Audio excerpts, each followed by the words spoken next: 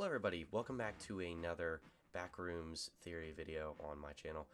Once again, I wanted to thank everybody for the just absolutely insane response that I got to both of my last two videos. I really can't thank everyone enough for the subscriptions, the likes, the views. It's been really great to see both of those videos do way better than I thought they would do at all. I did want to get one last video out before the movie, and I think that this video will be probably very important. Likelihood of us seeing still life in the movie is actually pretty high, at least in my opinion. So today, I think we're going to sit down, we're going to talk about what exactly is still life. What is its behavior, what can it do, what can it do, and what is its true nature.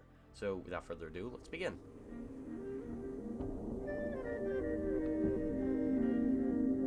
Two known living organisms inhabit the complex in Kane Pixel's Backrooms series. The first is the life form, or the bacteria. It's heavily implied through autopsy report, pitfalls, and found footage 2 that the life form is a collection of hay bacillus bacteria that sprouts from and uses parts of the bodies of people who die in the complex. We know that the bacteria can sustain parts of human bodies as well as mimic human speech, as seen in pitfalls. Every time the life form has been observed, there has been evidence of humans living and dying inside the complex. The life form is not reanimated corpses of people who die in the complex. The dead bodies are the source of the bacteria, and the bacteria uses parts of the bodies to mimic speech, to walk. This is most likely fairly close to fact concerning how the life form operates. We know specifically from found footage 2 that gives us the best evidence of somebody was actually actively died in the complex, and then the life form took over their body and even created a nesting spot. Still life, the subject of today's video, is the second inhabitant of the complex. Still life to this point is more or less a complete mystery, but today I think I'm going to be able to give a definitive answer to what still life actually is.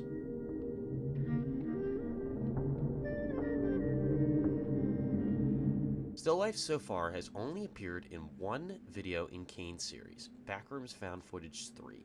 In this chapter, we're going to dissect the first sighting of this entity. But before we do that, we need to define the still life art form. Still life is a genre of art that depicts inanimate objects like fruit, flowers, books, and glassware in a sort of frozen and stilted manner. Certain subgenres of this art form focus on objects like skulls, rotting fruit, or an hourglass to remind the viewer of the fleeting nature of earthly pleasures. Backrooms Found Footage 3 follows Ravi, a young man who enters the complex after investigating a noise in his basement. Ravi explores a far more advanced area of the complex than Async or any of the other found footage victims have seen so far. Eventually, Ravi's exploration leads him to a foul-smelling room with many chairs stacked up against the door, books, paper, and other items in a circle around one spot on the floor, and maybe a dead body in the corner of the room. When Ravi exclaims at the sight of this supposed dead body, he hears a noise down the hall. As he goes to flee, another noise catches his attention, and he says, I'm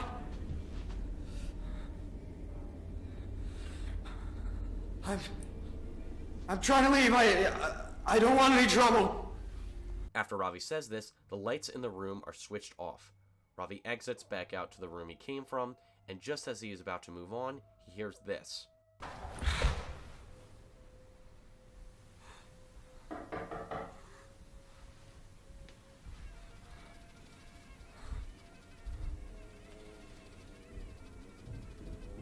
Hello? Hey!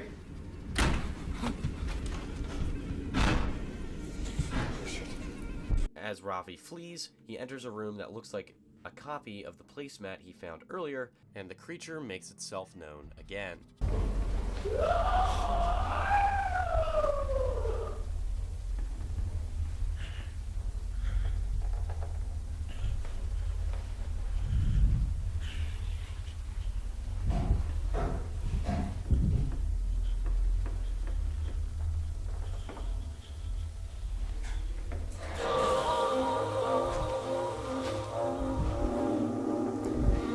Ravi continues to avoid it, and once he thinks he's safe, he finds a dance studio and a makeshift radio tower. After Ravi attempts to use this radio to contact for help, he picks up police radio chatter. As Ravi attempts to investigate the source of the radio chatter, the signal switches to a very loud song. As Ravi runs back to turn it off, he comes face to face with a still life.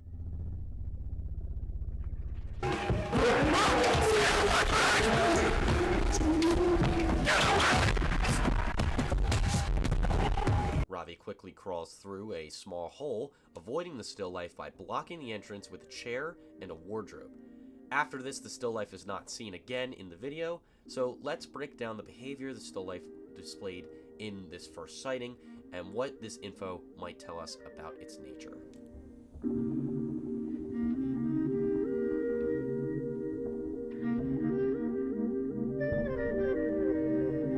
In this chapter, we're going to dissect the room in which the still life is first discovered in. So let's begin there. I believe it is very clear that there was a person in this room at some point before Ravi. The chairs stacked up against the door in the first room and the books and the other items in a circle are far too intentionally placed for the complex to have created them. I believe that whoever was in this room was attempting to trigger the null zone that they fell through to enter here. Why else would there be such an emphasis on a certain area of the complex by a certain person? We already saw Ravi attempt to climb back up to the area he fell from in this video, so it's not out of the realm of possibility that Kane was teasing that somebody else might have tried to do the same thing. I also believe that this person was attempting to ward off the still life. That would explain what the stacked up chairs are against the wall. This person eventually either starved to death, as people are known to do in the complex, or was killed by the still life. I don't really want to use the Gmod map as evidence because Kane said it wasn't canon, but the map does feature human bones in the corner that Ravi was so shocked at, and I feel like the Gmod map is a good indication of the kind of ideas and themes that Kane wants to do in the series. I think he said that before. Also, Ravi's comment of, "It smells like shit in here,"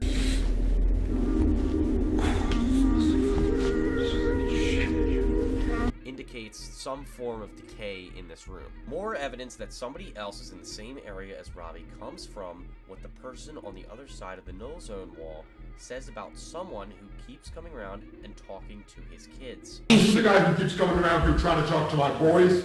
I don't think Kane would include that as a throwaway line. Someone was also very clearly in this house before Ravi. There are footprints on the floor, and the door to the house is already ajar when Ravi shows up. Also, there's blood and some other stain near the holes in the wall in that first room before Ravi enters the house.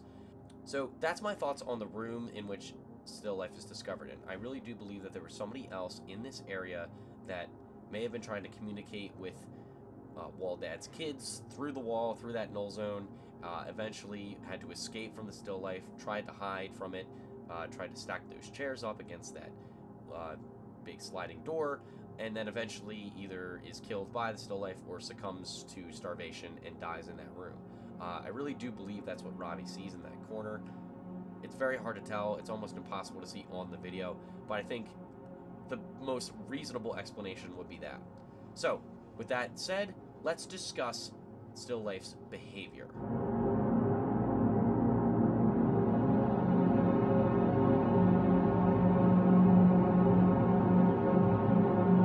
Based on still life's actions in this video, I think we can come to the conclusion that still life is an imitation of a human being. And this chapter is going to focus on all the evidence that I have for that conclusion. So, let's pick up with Ravi and his interactions with the still life. As soon as Ravi exits the room, we are immediately given an example of still life showing humanistic behavior. As Ravi turns, the light switch is turned off, and as Ravi exits back into that furniture store area, still life knocks on the door. Both of these actions are human in nature, but are immediately followed by inhuman acts. After Ravi screams hello, still life begins to break down the door instead of just opening it. We know the door can't be locked, which means that still life has no idea how a doorknob works. Then, as Ravi is fleeing later, still life flicks on the lights again. So we know it can use light switches but not doorknobs. It knows how to, and more importantly, when to knock on a door. But it can't speak. It just makes these loud growling or howling sounds. All of these points refer to innate human behavior. Doors and light switches obviously don't exist in nature, so these behaviors are learned in society. but society doesn't exist in the complex, only an imitation of it. Let's take a look at the last time Ravi sees the still life. First off, still life clearly does not look like the life form at all. Here's a side-by-side comparison of them. It has fully or nearly fully formed human features, like extremities and at least half of a face. It makes vaguely human sounds and does not mimic speech the way the life form does, and it looks a lot like a child that tried to make a person out of clay but ran out of material. It also clearly stumbles as it approaches Ravi, meaning it's not that great at walking. Still life knows how to hunt, stalk, and interact with its environment in human ways. These are all human traits, but it clearly lacks what makes a person a person. So, let's examine some of the other evidence of what still life really is from sort of extra stuff that Kane added into this video and other videos.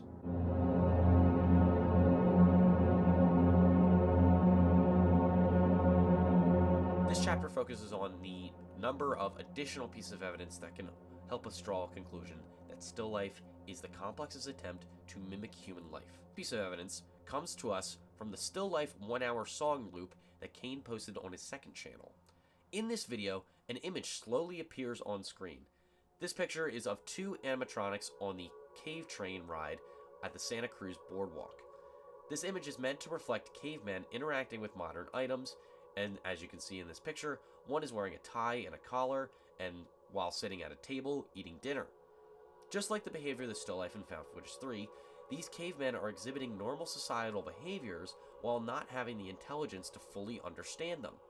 As you can see, the guy on the left has a tunic on like halfway, but also has the tie and the collar, and the one on the right just has a tunic. This is not the only caveman imagery we are shown in Found Footage 3. As Ravi is progressing through the complex, he discovers a caveman cutout. This cutout is also seen in the movie, but this version is slightly different. I believe this cutout gives us the best visual and thematic representation of still life. Cardboard cutouts are themselves imitation of humans. Flat, 2D, soulless copies, exactly like animatronics.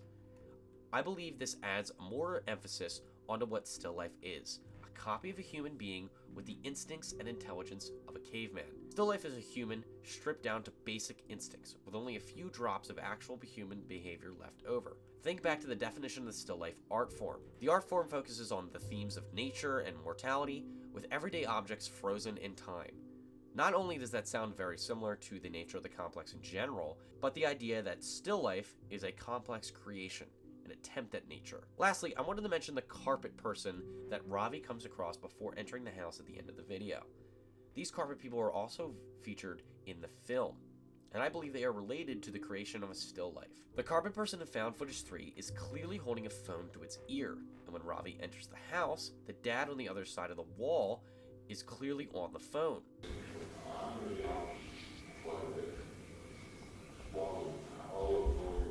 I believe that the complex is attempting to copy not just Waldad's entire house, but also the people inside it.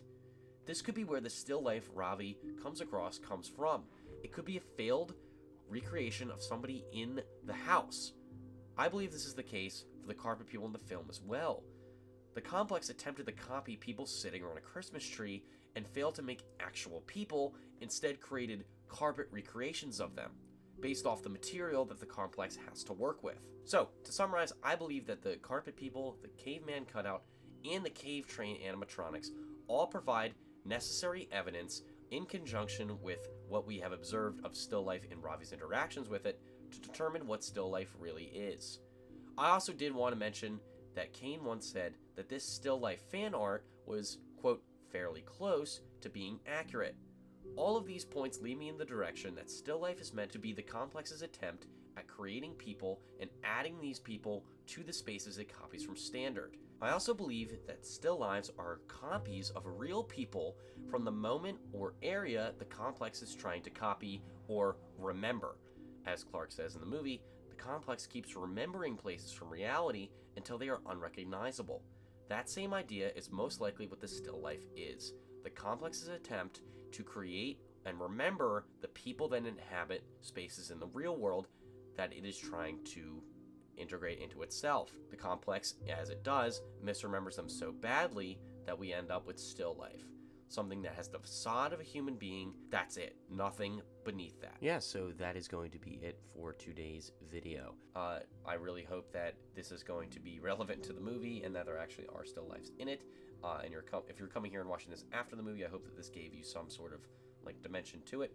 My next upload is definitely going to be the timeline video. Uploading that, there will be movie spoilers, of course, in that timeline video. I'm going to upload that over the weekend, probably give people some time to have seen the film so I don't spoil it for everyone. So yeah, thank you guys so much for watching. Thanks again for all the support on all my other stuff, and I hope to continue to make these videos after the movie comes out, and hopefully we'll have some more stuff to talk about. So thanks again, guys, and I'll see you in the next one.